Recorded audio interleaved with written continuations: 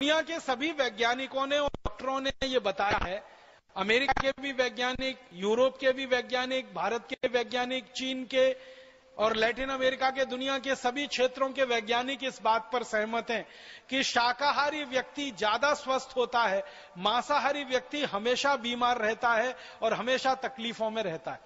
इनको अगर आंकड़ों में मैं बताने की कोशिश करूं तो एक शाकाहारी आदमी को एक मांसाहारी आदमी की तुलना अगर करें तो एक मांसाहारी आदमी में शाकाहारी आदमी की तुलना में 23 गुना ज्यादा जल्दी कैंसर होने की संभावना होती है।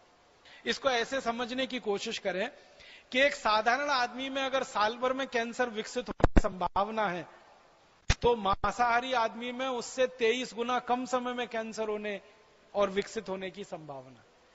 इसको और सरल भाषा में समझाऊं, एक शाकाहारी आदमी को 23 साल में अगर कैंसर होगा तो एक मांसाहारी आदमी को 1 साल में ही हो जाएगा और मरने की संभावना उसकी 1 साल में ही पैदा हो जाएगी।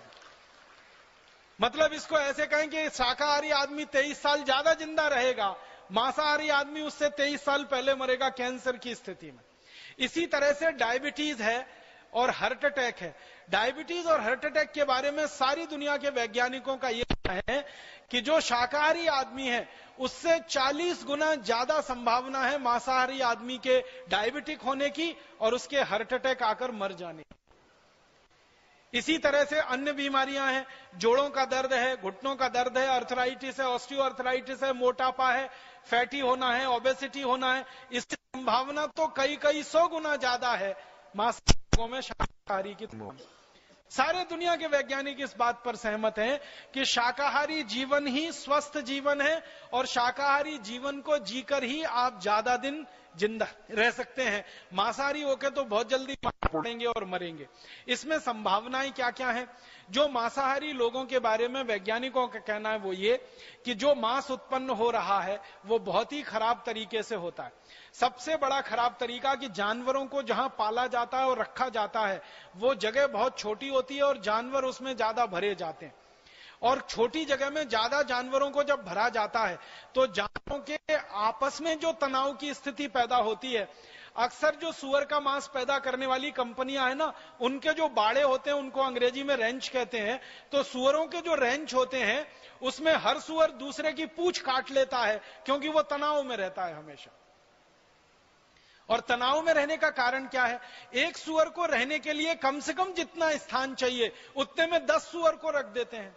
एक मुर्गे को रहने के लिए कम से कम 4 स्क्वायर फीट जगह लगती है। 4 स्क्वायर फीट में तो 10 मुर्गों को जबरदस्ती रख देते हैं। एक गाय को रहने के लिए न्यूनतम जितनी जगह चाहिए उसमें 10 गाय को रख देते हैं। एक भेड़ को रहने के लिए, बकरे को रहने के लिए जितनी जगह चाहिए उसमें 10 गुने ज्यादा रख देते हैं। तो जानवर हमेशा तनाव में रहते हैं क्योंकि जगह कम होती है उनको रहने के लिए। आप ही एक इसको रहने की कोशिश करके देखिए कभी। एक कमरा है जिसमें एक व्यक्ति आसानी से रह सकता है, उसमें 10 लोग रहना शुरू कर दीजिए और लगातार 2, 4, 6 महीने रहकर देख लीजिए। आप अच्छे खासे स्वस्थ आदमी है, पागल होने की स्थिति में आप आ जाएंगे। इतना बढ़ जाएगा, चिड़चिड़ापन आपको इतना बढ़ जाएगा, परेशानियां आपको इतनी बढ़ जाएंगी। तो वो जानवर तो महीनों ऐसे ही रहते हैं। उनको तनाव बहुत होता है और तनाव के समय में उनके शरीर में तनाव पैदा करने वाले हार्मोन्स बहुत निकलते हैं। स्ट्रेस हार्मोन का सबसे ज्यादा सीक्रेशन उनके शरीर में उस समय होता है और उसी समय जब उनको काटा जाता है तो भय और उनको होता है, डर और उनको होता है। तो डर और भय की स्थिति में जब जानवर काटे जाते हैं तो उनके खून में वो सारे के सारे निगेटिव हार्मोन्स या स्ट्रेस हार्मोन, जो तनाव देने वाले हार्मोन है, वो रहते हैं और थोड़े बहुत मांस में भी रहते होंगे, मांसपेशियों में भी रहते होंगे। और मांसपेशियां और मांस का ही हिस्सा है जो लोग खाते हैं, तो उनके शरीर में वो सब जाते हैं और उसके कारण तरह तरह की बीमारियां लोगों को होती हैं। इसलिए दुनिया में कहा गया है कि मांसाहारी लोगों को शाकाहारी लोगों की तुलना में बीमारियां होती हैं और उनके मरने की सबसे जल्दी संभावना होती है। इसके अलावा दुनिया में और एक महत्व की बात गई है, वो ये कि जो शाकाहारी लोग हैं उनमें दया, प्रेम, करुणा ये सबसे ज्यादा तीव्र गति से और सबसे उच्च स्थिति में मिलती है। सारी दुनिया में कई जगह अभ्यास किया गया, कई जगह अध्ययन किया गया, अलग अलग समूह बनाकर एक तरफ मांसाहारी लोग हैं, एक तरफ शाकाहारी लोग हैं, तो देखा यह गया कि जो शाकाहारी लोग हैं उनमें दया है, उनमें प्रेम है, उनमें करुणा है, उनमें वात्सल्य है, उसमें ममता है, उसमें ममत्व है, सब तरह के मानवीय गुण सबसे ज्यादा शाकाहारी लोगों में है। और हिंसा है, हिंसा के साथ साथ चोरी, चपाटी, डकैती, बलात्कार की भावना, एक दूसरे को दुष्टता के स्तर पर देखने की भावना, एक दूसरे को नुकसान पहुंचाने की भावना, ये सबसे ज्यादा देखी गई है मांसाहारी लोगों में होती है। और दुनिया में हम देख भी रहे हैं कि इस समय जो हिंसा का सबसे बड़ा दौर चल रहा है पूरी दुनिया में, जहां सबसे ज्यादा हिंसा हो रही है पूरी दुनिया में, आप ध्यान दीजिए वो सारा का सारा इलाका मांसाहारी लोगों का है।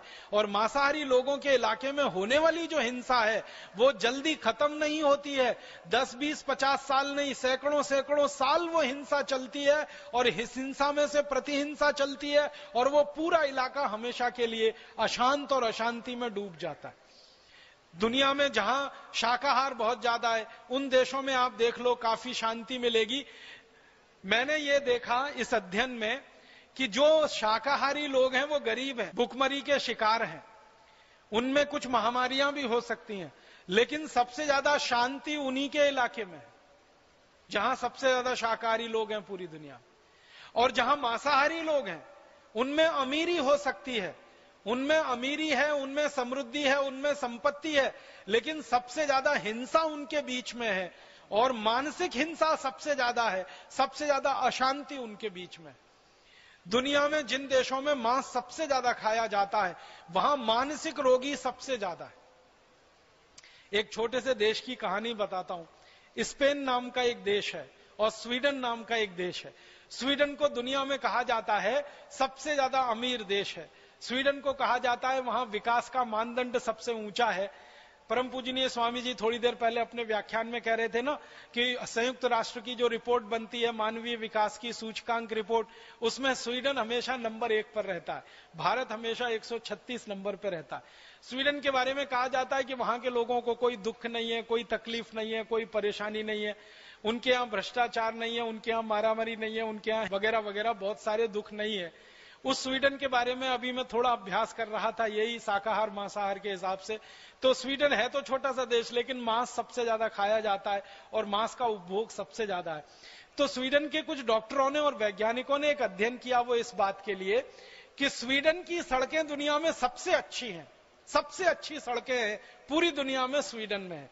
ऐसा कहा जाता है कि स्वीडन की सड़कें हैं वो रबर की सड़कें हैं। जैसे आप रबर की सड़क पर चल रहे हैं तो स्वीडन की सड़कें इतनी अच्छी हैं, लेकिन स्वीडन के वैज्ञानिकों का कहना है कि सबसे ज्यादा दुनिया में पीठ दर्द के मरीज अगर कहीं हैं तो वो स्वीडन में ही है। जिनकी सड़कें सबसे अच्छी हैं, जहां पर गाड़ी ऐसे चलती है जैसे पानी में मछली फिसलती हो, वहां के लोगों के पीठ में दर्द क्यों होना चाहिए? भारत जैसे देश की सड़कों के बारे में ये कहा जाए तो समझ में आता है, क्योंकि भारत में तो सड़कें कम है, खड्डे ज्यादा हैं। यहां तो सड़क के बीच में खड्डे नहीं है, खड्डों के बीच में से सड़क निकलती है। यहां के लोगों के पीठ में दर्द हो तो समझ में आता है पूरी दुनिया में सबसे ज्यादा, लेकिन स्वीडन के लोगों के पीठ में सबसे ज्यादा दर्द क्यों है? तो वहां के वैज्ञानिकों का कहना है कि साइकोसोमेटिक डिसऑर्डर है वहां के लोगों को। मनोदैहिक जो चिकित्सा करने वाले वैज्ञानिक है वो कह रहे हैं कि इसकी ज्यादा असंतुलन में से पैदा हुई बीमारियां हैं, उन सड़कों से कोई लेना देना नहीं है। और उनका कहना है कि बीमारियों का एक बड़ा कारण उनके यहाँ वो मांसाहारी भोजन है और मांसाहारी जीवों की हत्या है और उनसे निकलने वाली हिंसा है। तो ये अभी अध्ययन सारी दुनिया में हो रहे हैं और बता रहे हैं कि कैंसर ज्यादा हो रहे हैं, डायबिटीज ज्यादा हो रही है, हार्ट अटैक ज्यादा हो रहे हैं, ब्रेन हेमरेज ज्यादा हो रहे हैं, कोलेस्ट्रॉल ज्यादा बढ़ रहा है, मोटापा ज्यादा बढ़ रहा है, हमारे घुटनों के दर्द, कमर के दर्द, कंधों के दर्द ज्यादा बढ़ रहे हैं मांसाहारी लोगों को। तो हम क्यों फालतू में इस दुनिया में जाएं, मांस खाने वाले बने? इसलिए मेरा आप सभी से एक विनम्र निवेदन है, मैं तो ये मान के आपसे ये बात कह रहा हूं कि हम में से तो शायद ही कोई भारत स्वाभिमान का कार्यकर्ता होगा जो मांसाहारी अब तक बचा होगा, अन्यथा तो वो शाकाहारी हो गया होगा। प्राणायाम करते करते, योग करते करते, बार बार आस्था चैनल पर परम पूजनीय स्वामी जी का व्याख्यान सुनते सुनते अब तक तो सभी भारत स्वाभिमान के जो कार्यकर्ता हैं, भारत स्वाभिमानी है, वो सब शाकाहारी हो गए होंगे, लेकिन गलती से कोई एक आध बच गया है तो अब हो जाना चाहिए, उसको बहुत जल्दी से जल्दी शाकाहारी हो जाना चाहिए, उसको मांसाहारी रहना ही नहीं चाहिए। अभी कई बार ये मांसाहारी लोग एक कुतर्क देते हैं, वो ये देते हैं कि मांस में प्रोटीन ज्यादा मिलती है, और प्रोटीन का दूसरा हमारे पास कौन सा स्रोत है अगर हम मांस नहीं खाएं तो। आपको सुनकर ताज्जुब होगा और हैरानी होगी कि मांस में जितनी प्रोटीन मिलती है लगभग उतनी ही और उससे थोड़ी ज्यादा प्रोटीन हमको दालों में मिलती है। अगर आप 1 किलो मांस खाते हैं और 1 किलो मांस में जितनी प्रोटीन आपको मिलनी है उससे ज्यादा प्रोटीन 1 किलो मूंग की दाल खा लो, उसमें मिल जाएगी आपको। 1 लीटर दूध पी लो, उसमें उससे ज्यादा प्रोटीन आपको मिल जाएगी। और 1 लीटर जो है ना, अगर आपको कैल्शियम चाहिए और कैल्शियम के साथ साथ दूसरे माइक्रो न्यूट्रिएंट्स चाहिए तो 1 किलो मांस खाने से अच्छा है 1 लीटर गन्ने का रस पी लो, 1 लीटर संतरे का रस पी लो, 1 लीटर मौसम्मी का रस पी लो, गाजर का रस पी लो, टमाटर का रस पी लो। मांस से तो कई गुना सस्ता है और कैल्शियम देने में मांस से ज्यादा आगे है, प्रोटीन देने में आगे है, हजम बहुत जल्दी हो जाता है, पाचन उसका बहुत जल्दी हो जाता है। तो 1 किलो मांस खाने से अच्छा 1 किलो दूध पीना, 1 किलो मांस खाने से अच्छा 1 किलो दाल खाना, 1 किलो मांस खाने से अच्छा 1 लीटर जूस पी लेना। हर स्थिति में शाकाहारी भोजन मांसाहारी भोजन से क्वालिटी में बहुत अच्छा है और कीमत में बहुत सस्ता है। मैंने अभी थोड़ी देर पहले एक कैलकुलेशन किया, वो ये कि अगर हम 1 एकड़ खेत में खेती करें और 1 एकड़ खेत की खेती में साल में 4 फसल लें और 4 फसल में गेहूं भी हो, 4 फसल में चावल भी हो जाए, 4 फसल में दालें भी हो जाएं, कुछ सब्जियां भी हो जाएं, तो 1 एकड़ खेत में जितनी खेती हम करेंगे साल भर में उसमें 22 लोगों का भोजन हम दे सकते हैं। 1 एकड़ खेत में खेती करके 22 लोगों का पेट भरा जा सकता है पूरे साल में जितना उत्पादन होगा।